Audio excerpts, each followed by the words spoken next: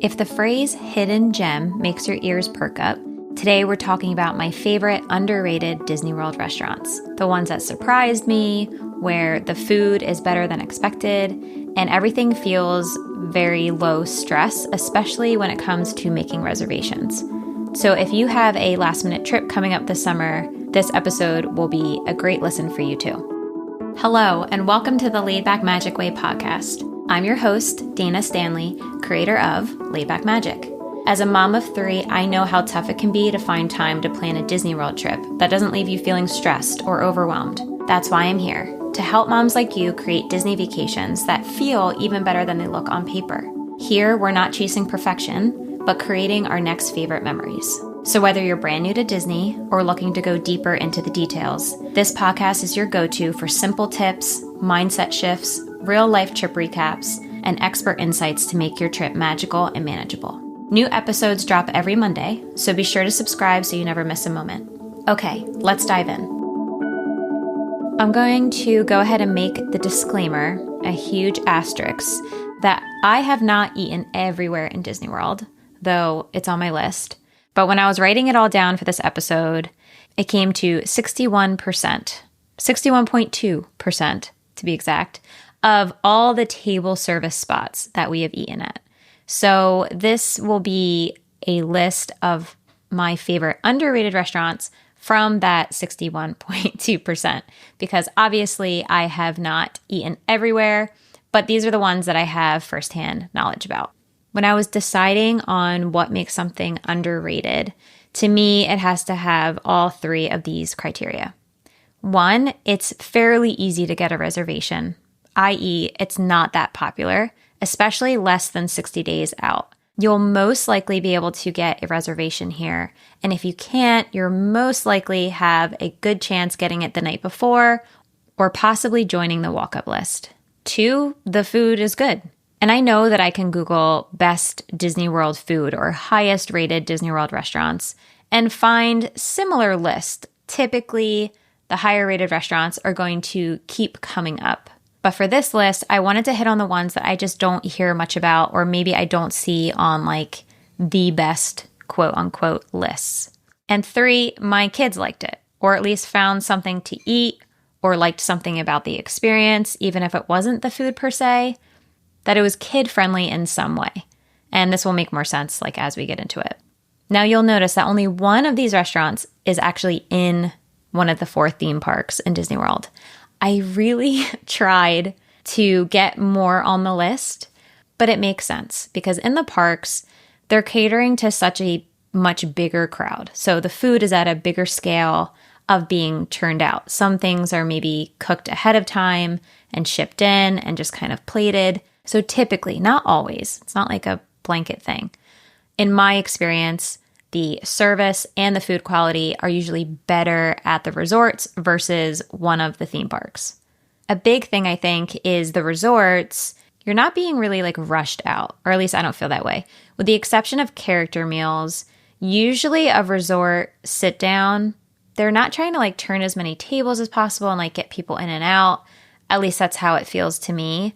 And I think that makes a big difference on the experience as well. This is certainly not a list of my favorite restaurants or the best food, because a lot of those would be on a overrated list or highly rated list that maybe you've heard of before. And it's also like completely relative to what, in your opinion, makes the best restaurant. From the price, the food, the ambiance, and the actual service of the cast members.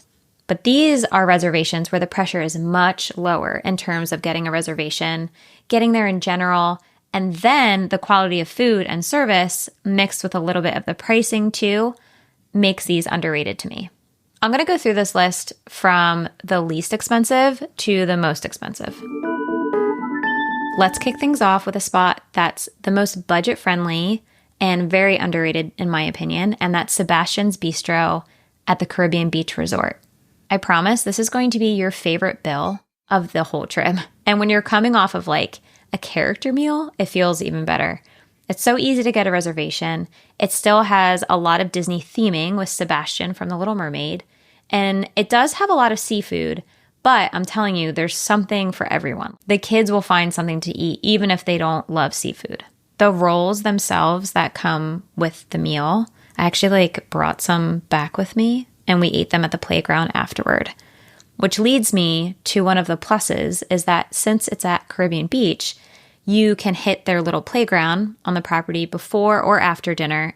And when you have kids, there's just something comforting about a regular playground. And it's on the Skyliner route, which is an easy popover from Boardwalk or Hollywood Studios, Epcot.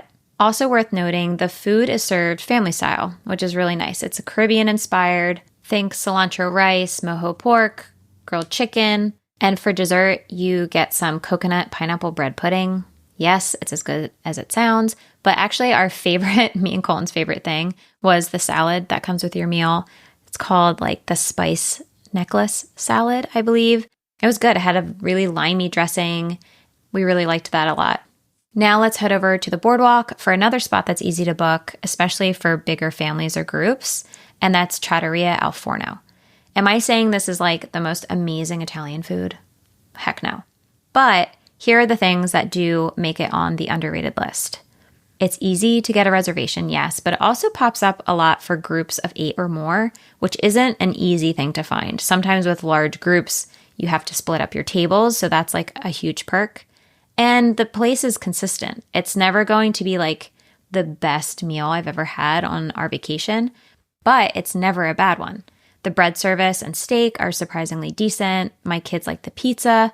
And then after dinner, you can go on the boardwalk and watch some of the entertainers or go next door get ice cream. So you can kind of make it a whole night and not just dinner. This is a great alternative if you can't get a reservation for Via Napoli in the Italy Pavilion and Epcot. That can get really hard to get in. This is a great alternative, if not better than Via Napoli. And if it works with your plans, it's not that big of a deal to hop from Epcot over to the boardwalk. Next up is a spot that continues to win over my whole family time and time again. And I am so scared to say it because I know my husband listens to the podcast and he makes fun of how I say it. But I want to say Sanaa. Okay? Someone let me know if I'm saying this right. Sanaa at Kidani Village at Animal Kingdom Lodge.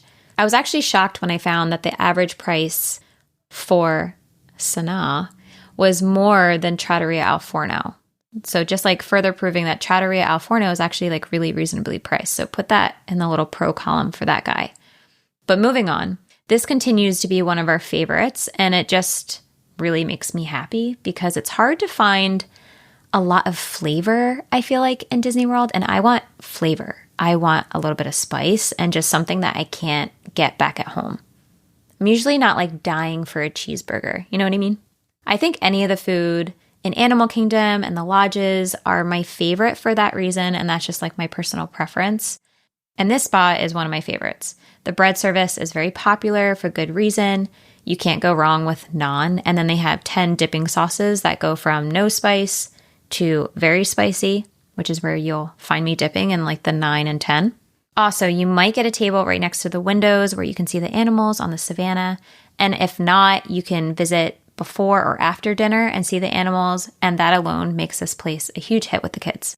Next up is actually the cheapest character meal in all of Walt Disney World. And that's at Cape May Cafe at the Beach Club. This is a perfect pick if you're staying around Crescent Lake and you also don't care about Mickey per se. And if you do, I totally get it. I really wish Mickey was here. But that's what also makes it less popular, which is a win for us. It's a character breakfast, buffet style, where you'll see Minnie, Donald, Daisy, and I think sometimes Goofy as well. They're all in their kind of beach outfits, which is really cute. Again, no Mickey, so just be aware of that. And there's only characters for breakfast. They have the Mickey waffles, they have sausage and eggs, and all the things that you want for breakfast, also at a very reasonable price. I really like Cape May Cafe on a day that you're headed to Epcot or Hollywood Studios, but you're not necessarily in a rush to make early entry, or maybe it's a travel day and you're headed home. I really like Cape May Cafe for that. If you're already in Epcot and want something low key that still is really good, Spice Road Table is kind of the definition of underrated to me because it can be very unassuming. You can kind of just walk by it. Or if you do notice it and you think, well, it's Moroccan food, like my kids won't eat that. But if you're the type of family that loves snacking and like trying new things and sharing food and also eating outside, this is a perfect spot. Everything's tapas style. So like small plates, you can order a bunch for the table and just kind of pick at it. My girls love the hummus. They like the spicy shrimp. They have naan again, if you're getting a theme of my taste. But they also have a whole list of Spanish wines that you can even buy from the bottle. Last time we were there, we were with my in-laws. We decided to get a bottle of red. It was delicious. The cast member was like very knowledgeable and friendly. And I just love being able to eat dinner outside, especially at night. And you have the water. And it's just an easy reservation to get. Most people just kind of walk right by. But don't. Give it a chance. Now, here's one that surprised me, and that's why it made it on the list. And that's Rosa Mexicano over at the Dolphin. Again, best Mexican of my life? No. And I do know it's a chain. There's actually one like not far from us in New Jersey. I put it on the list though, because I liked it more than I thought I would, which to me is like a solid sign of underratedness. This was a new to us restaurant back in July, and it was just very convenient since we were kind of stranded on the boardwalk for Hurricane Milton. I'm like, oh, poor us.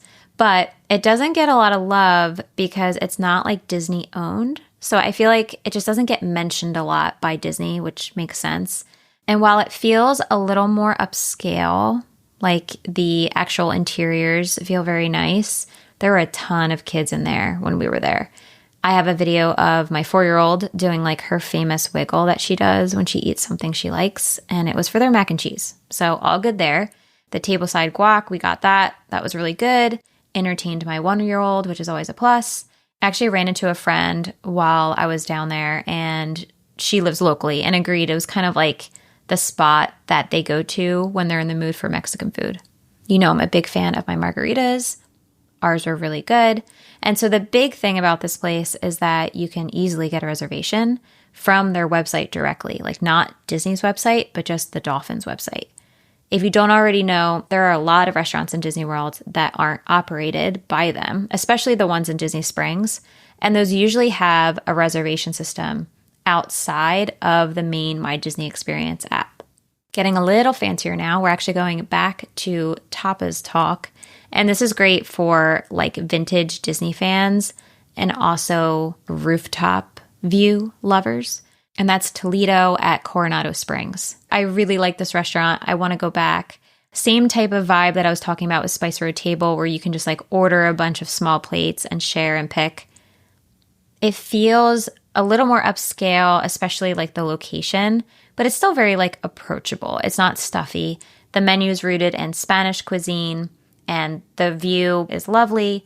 And it's one of the best like nice dinner options that a lot of people don't talk about. So the best part of having dinner here is visiting the Dahlia Bar. So this isn't actually at Toledo. It's on a different floor. But if you can just pop into the bar, you can see old photos of Dali, Salvador Dali, with Walt Disney. There's such cool photos of them together in Spain back in the 50s. Even if you don't have time for like a drink because you have the kids with you, pop down there just to see the photos if you're like into that. Just feel like if you're like a vintage Disney fan, that is a must. And finally, let's end with a classic, the creme de la creme that somehow still flies under the radar. And that's Jiko, again, at Animal Kingdom Lodge. This is one we keep coming back to because it's consistently good from the food to the service too. I'd go here for more of like our nice dinner.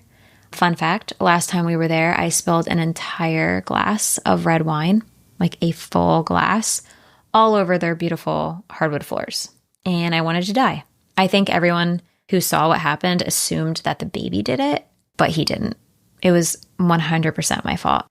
But the waitress was so sweet, very graciously brought me another glass, no problem. Just every time we've gone, the service and attention to detail, from like filling your water glasses and making sure you have clean forks, that type of thing. It's just a really nice place. They have a really big wine list here. It's like a true signature dining experience, but it still feels accessible to families, especially again with seeing the animals before or after dinner. And the food has flavor, which I keep saying again and again. It has those African spices and just things that I can't get at home. So that's my list. Not the best restaurants, not the fanciest, but the ones that snuck up on us, impressed us, and have always made our trips better. So if you want to eat well at Disney without like stressing about booking those dining reservations 60 days in advance or spending like hundreds and hundreds of dollars on a character buffet, these are the spots that I would go to. I'd love to hear if you've been to any of these, or if there's one you think I missed, or one that you think I'd like now that you know my taste buds a little bit more. Message me on Instagram and we'll swap like underrated dining spots. Until next time. Thank you so much for joining me on this episode of the Laid Back Magic Way podcast.